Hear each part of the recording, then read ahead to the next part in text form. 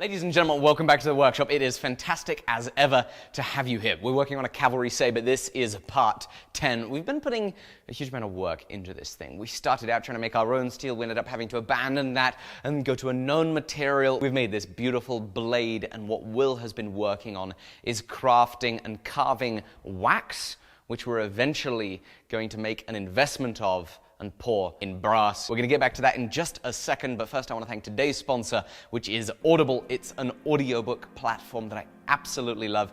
I have had Audible on my phone for years now, and I have listened to dozens upon dozens upon dozens of audiobooks on it, and the best thing is they are giving you guys a free book, 2 free curated Audible originals, and a free trial when you sign up at my link in the description, audible.com/forge, or you text FORGE to 500 500. Thank you, Audible, for sponsoring the video and giving us some great reads. We're going to jump right into it. Will is finishing up the carving on this guard, and it is just starting to look unbelievable.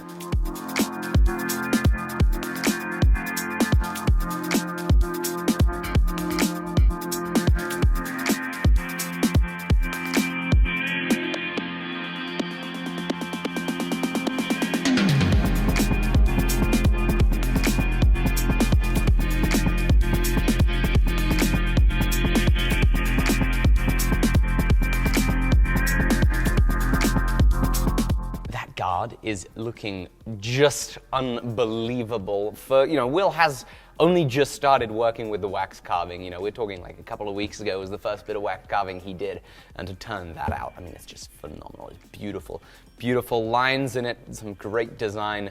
It's looking fabulous. I can't wait to see what this looks like in brass. One of the things that we're going to hopefully be doing in the next day or two is doing a silicon mold of this wax guard, because of course, if we mess up the casting, it means carving the wax guard all over again, unless we can pour wax into a silicon mold, pull it out, and have essentially the same thing that we put into the investment before we burnt it out to pour the brass. So that is a plan and hope for the next few days. Until then, we need to start thinking about the pommel, and that's what I've been thinking about a little bit today, making up some sketches, experimenting with different designs, seeing what I don't like, seeing what I like. This is what we have come up with.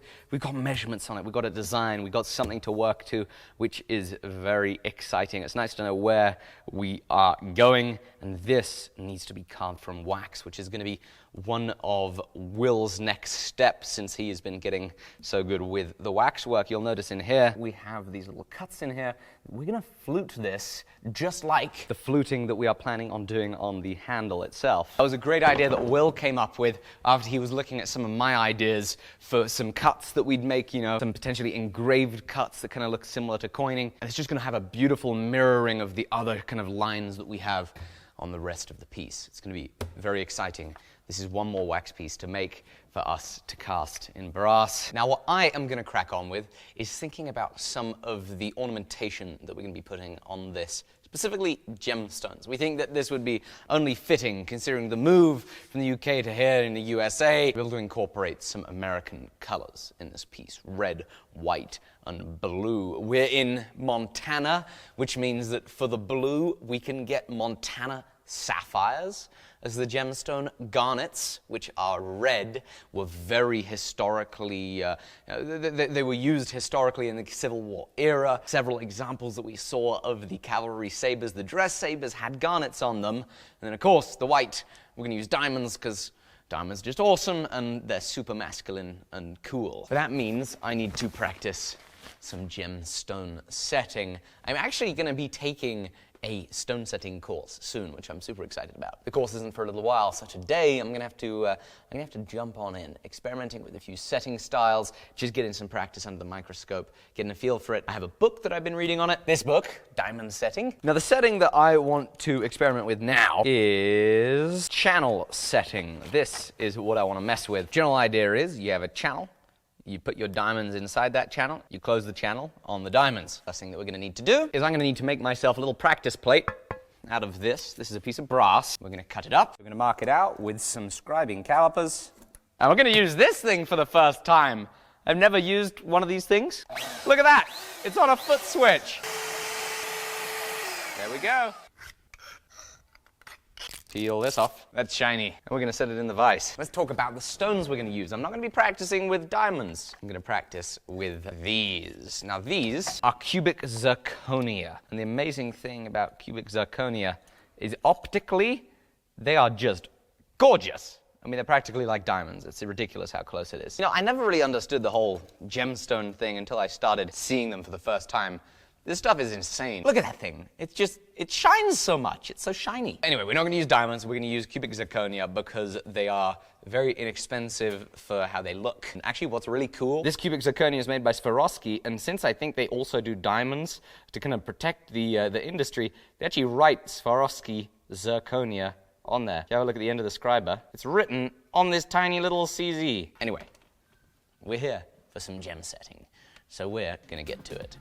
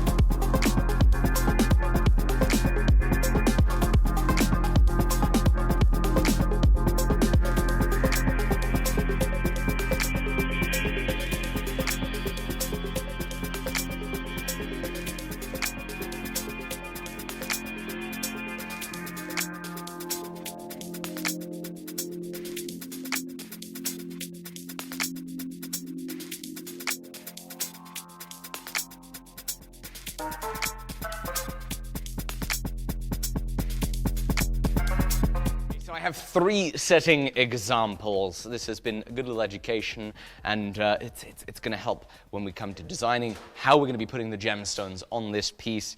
What I'm pleased to say is that last one I did, I really like the look of it. I really like the look of it. It helps shine the light in on the gem, and I think with a little more work to round out that, I don't know what to call it, but it's very much like the one that Pablo Cimadevilla taught me about.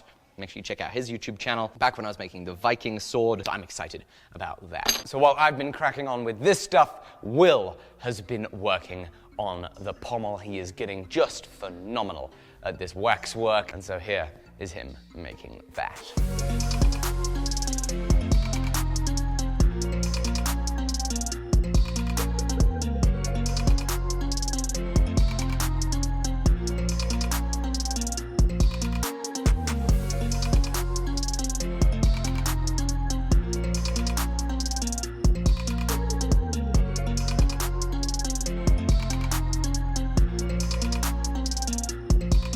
What is also exciting is, you know, we've had a milling machine here in the workshop for a long time. Well, finally, it is wired up and ready to be turned on. It is looking glorious. Listen to this.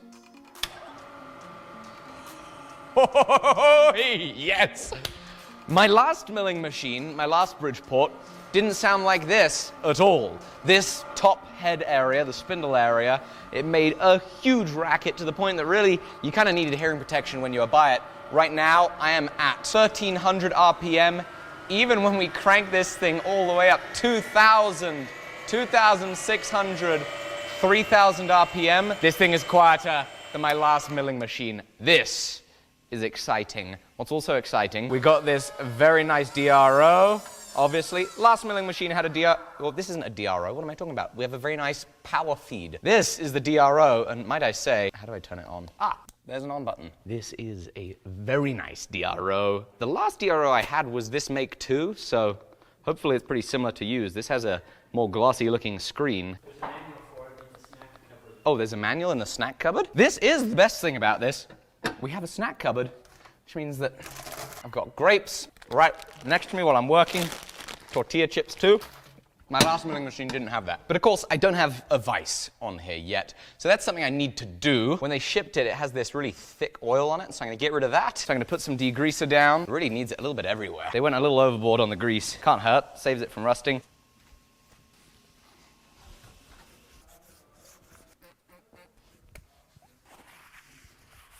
I'm now gonna coat it in some light oil. I need to get the vise ready. Okay, need to give it a little bit of a clean.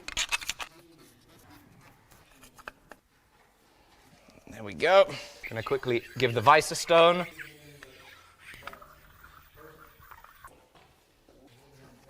Now let's put this on the mill. There we go. Center this. Just like my old mill, it's about 14 1/16 of an inch from these little channels to center the vise. I don't know if I brought the bolts. I don't think I have the bolts for this. I had these great bolts that I bolted this vise down with. I think I might have left them in England.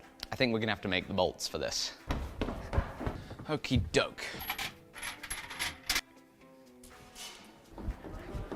Oh, yes. Perfect, this fits. This is a 5/8 bolt, and it is gonna work a charm. So I need to take this bolt here, which just has a hex head, grind it so we get rid of the zinc. It needs to be able to come in here in the T-slots, and it needs to not rotate so that we can tighten it from the top without needing to hold the bottom.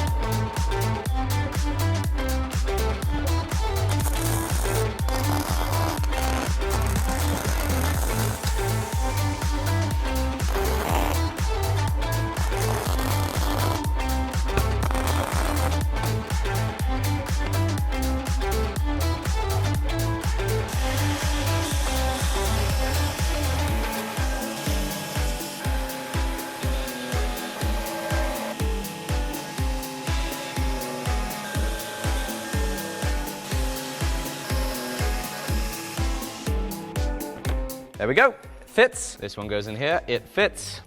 Time to put some nuts on. There we go. And now it is time to tram in my milling vise to the milling machine.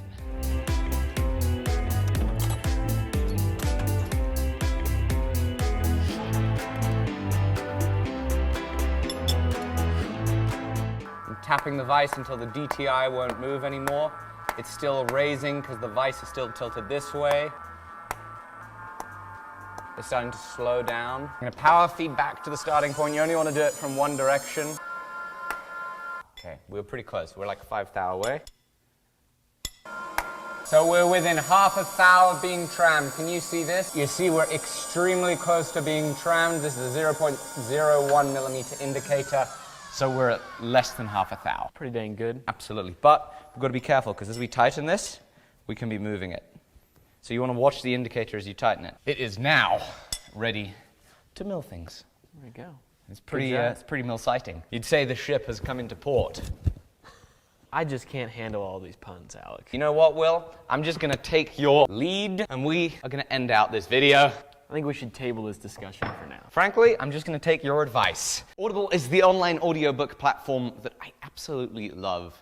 I've listened to just an absolute boatload of audiobooks, and it is such a fantastic way to spend the workday. I really credit being able to get to here in Montana, to be able to have this business in large part to having been able to listen to audiobooks while I work at a frankly unbeatable price with Audible. As I was starting my business, I was listening to books on marketing and books on business and books on social media. And this is the amazing thing about Audible. You can listen and you can grow and you can develop yourself and learn more skills, become a better leader, a better parent, a better business owner while you're doing other things. I love Audible. The book that I'm going to recommend today is this, The Thank You Economy by Gary Vaynerchuk, an essential book if you're growing your business and you're using online social media to do it. I also want to recommend a book that apparently I'm 2 minutes and 47 seconds away from finishing. This is less on the personal development side and more on the just listening to an awesome thriller, Past Tense by Lee Child. It's the new Jack Reacher thriller. Just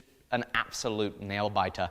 I loved it. Love all of Lee Child's work. So be sure to check out Audible when you go to my link in the description, audible.com/forge, or when you text FORGE to 500-500, you're going to get 1 free audiobook, 2 free Audible originals from a curated list, and a 1-month free trial. It's an awesome deal. Audible's been a long-time sponsor of the channel. It's a product that I absolutely love. Check them out. Thank you guys for watching. I cannot wait to see you on the next episode very, very soon. Bye-bye.